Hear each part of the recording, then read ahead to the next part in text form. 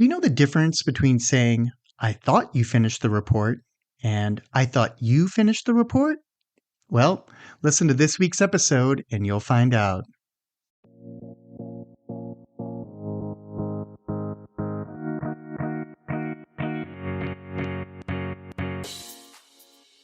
Welcome back to the Accent Journey, the podcast for non-native speakers of American English who want to sound clearer, more confident, and more natural when they speak. I'm Steve Nelson, an American English accent coach with accentfirst.com. In the last instructional episode, we talked about syllable stress. Every multi-syllable word has one syllable that stands out. Today, we're taking that idea one step further. Instead of stressing syllables within words, we're going to talk about stress within an entire sentence. This is one of the most powerful tools in spoken English, and it's something many learners never learn. It's called word stress. Imagine this sentence. I didn't say he ate the cake. If we stress different words, the meaning changes completely. I didn't say he ate the cake, and I didn't say he ate the cake, or I didn't say he ate the cake. Same sentence, different emphasis and different meaning. This is why word stress is so important. Native speakers don't just listen to the words you say, they listen to which words you highlight. That emphasis tells them what is important, what is new information, and what you want them to remember. In English, not every word is equally important. We usually stress what's called content words. Content words include nouns, main verbs, adjectives, adverbs, and sometimes question words like who, what, or how. These words carry meaning. For example, I finished the project yesterday. The important words are finished, project, and yesterday. We use our voice to put stress on these words. That means we say them fully, making them longer, louder, and with a pitch glide that goes up and down. The other words are smaller and weaker. Words like the, to, of, for, and. These are called function words. They connect ideas, but they're usually unstressed. This means that when we say them in connected speech, we say them quickly, quietly, and with a flat intonation. English is often described as a stress-timed language. That means stressed words create the rhythm of speech. Let's listen to that sentence again. I finished the project yesterday. As we heard, the stressed words are finished, project, and yesterday. Everything else becomes shorter and softer.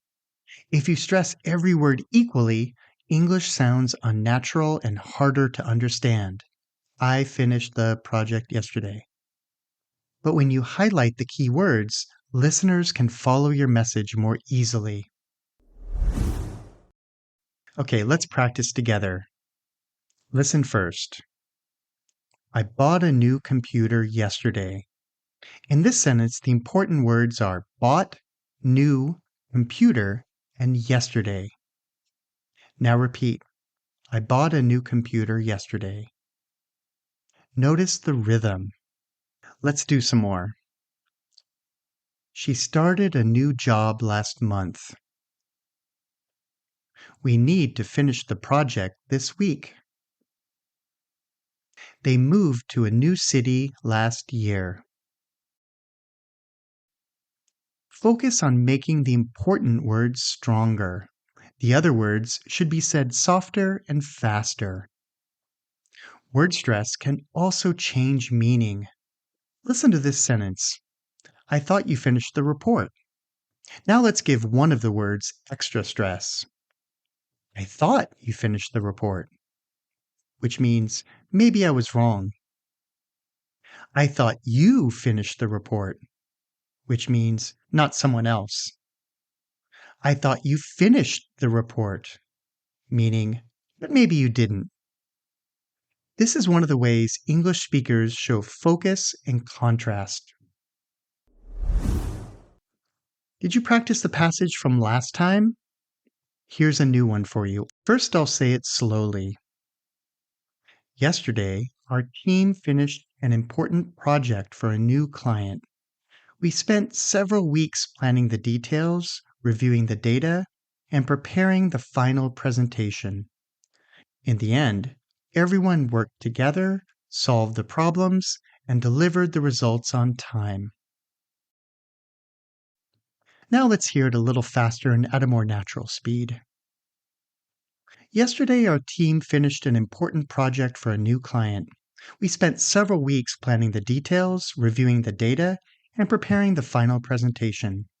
In the end, everyone worked together, solved the problems, and delivered the results on time. When you say it yourself, focus on the content words.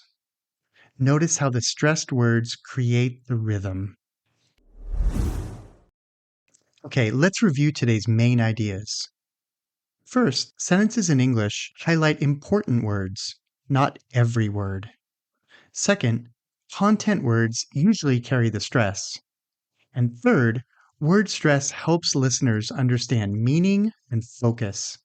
You don't need perfect pronunciation to be understood clearly. Often, improving stress and rhythm makes the biggest difference. For this week, try a simple exercise. When you hear English in a podcast, meeting, or conversation, listen for the strong words in each sentence. Ask yourself, which words are louder? Which words are softer?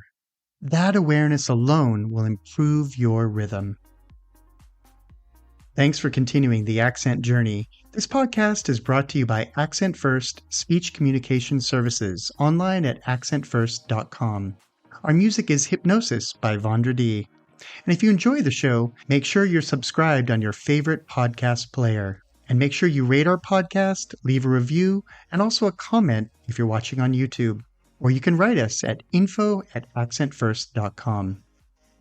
Until next time, keep listening, keep practicing, and trust the process.